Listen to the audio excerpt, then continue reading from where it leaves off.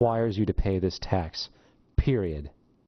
I really expected that, of course there's a law that you can point to in the law book, the code, that requires you to file a tax return. Of course there is. I was at that point where I couldn't find the statute that clearly made a person liable, at least not me and most people I know, and I had no choice in my mind except to resign. Based on the research that I did throughout the year 2000 and that I'm still doing, I have not found that law. I've asked Congress, we've asked a lot of people in the IRS commissioners, helpers. They can't answer, because if they answer, the American people are going to know that this whole thing is a fraud.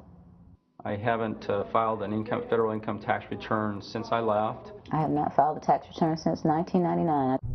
The income tax is nothing less than the enslavement of the entire country. Now, the control of the economy and the perpetual robbery of wealth is only one side of the Rubik's Cube the bankers hold in their hands. The next tool for profit and control is war. Since the inception of the Federal Reserve in 1913, a number of large and small wars have commenced. The three most pronounced were World War I, World War II, and Vietnam. World War I. In 1914, European wars broke out centered around England and Germany. The American public wanted nothing to do with the war. In turn, President Woodrow Wilson publicly declared neutrality. However, under the surface, the U.S. administration was looking for any excuse it could find to enter it. In a noted observation by Secretary of State William Jennings, the large banking interests were deeply interested in the World War because of the wide opportunities for large profits. It's important to understand that the most lucrative thing that can happen for the international bankers is war, for it forces the country to borrow even more money from the Federal Reserve Bank at interest. Woodrow Wilson's top advisor and mentor was Colonel Edward House, a man with intimate connections with the international bankers who wanted in the war. In a documented conversation between Colonel House, Wilson's advisor, and Sir Edward Grey, the Foreign Secretary of England, regarding how to get America into the war, Grey inquired, "What will Americans do if Germans sink an ocean liner with American passengers on board?" House responded, "I believe that a flame of indignation would sweep the United States, and that by itself would be sufficient to carry us into war." So, on May 7, 1915, on essentially the suggestion of Sir Edward Grey, a ship called the Lusitania was deliberately sent into German-controlled waters, where German military vessels were known to be. And, as expected, German U-boats torpedoed the ship, exploding stored ammunition, killing 1,200 people. To further understand the deliberate nature of this setup, the German embassy actually put advertisements in the New York Times telling people that if they boarded the Lusitania, they did so at their own risk, as such a ship sailing from America to England through the war zone would be liable to destruction.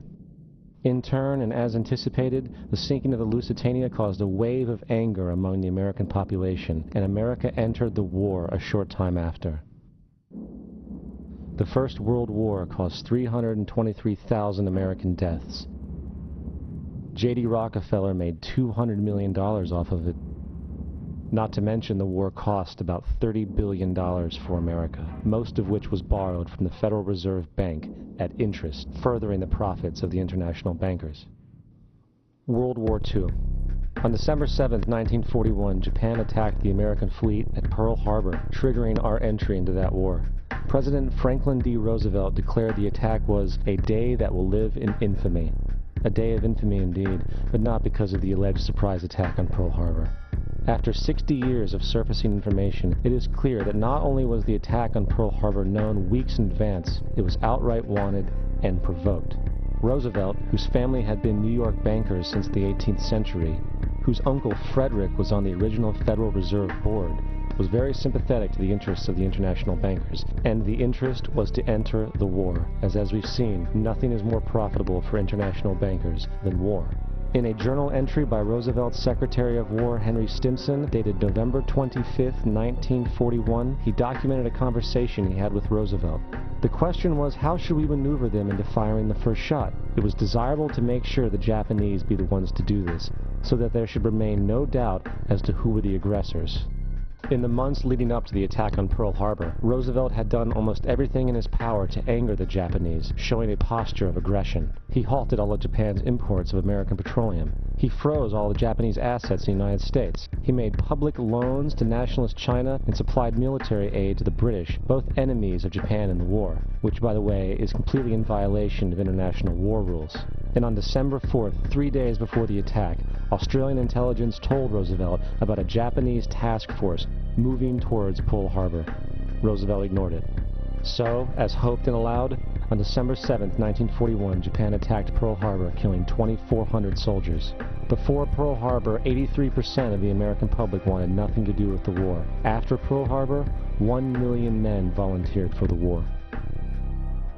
It is important to note, Nazi Germany's war effort was largely supported by two organizations, one of which was called IG Farben. IG Farben produced 84% of Germany's explosives, and even the Zyklon B used in the concentration camps to kill millions. One of the unspoken partners of IG Farben was J.D. Rockefeller's Standard Oil Company in America. In fact, the German Air Force could not operate without a special additive patented by Rockefeller's Standard Oil. The drastic bombing of London by Nazi Germany, for example, was made possible by a $20 million sale of fuel to IG Farben by the Rockefeller Standard Oil Company. This is just one small point on the topic of how American business funded both sides of World War II. One other treasonous organization worth mentioning is the Union Banking Corporation of New York City. Not only did it finance numerous aspects of Hitler's rise to power, along with actual materials during the war, it was also a Nazi money laundering bank, which was eventually exposed for having millions of dollars of Nazi money in its vaults. The Union Banking Corporation of New York was eventually seized for violations of the Trading with the Enemy Act. Guess who the director and vice president of the Union Bank was? Prescott Bush, our current president's grandfather, and of course our former president's father. Keep that in mind when considering the moral and political dispositions of the Bush family. Vietnam. The United States' official declaration of war on North Vietnam in 1964 came after an alleged incident involving two U.S. destroyers being attacked by North Vietnamese PT boats in the Gulf of Tonkin. This was known as the Gulf of Tonkin incident.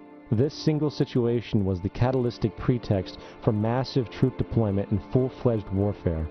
One problem, however, the attack on the U.S. destroyers by Vietnamese PT boats never happened. It was a completely staged event to have an excuse to enter the war. Former Secretary of Defense Robert McNamara stated years later that the Gulf of Tonkin incident was a mistake, while many other insiders and officers have come forward, relaying that it was a contrived farce, a complete lie. Once in the war, it was business as usual. In October 1966, President Lyndon Johnson lifted trading restrictions on the Soviet bloc, knowing full well that the Soviets were providing up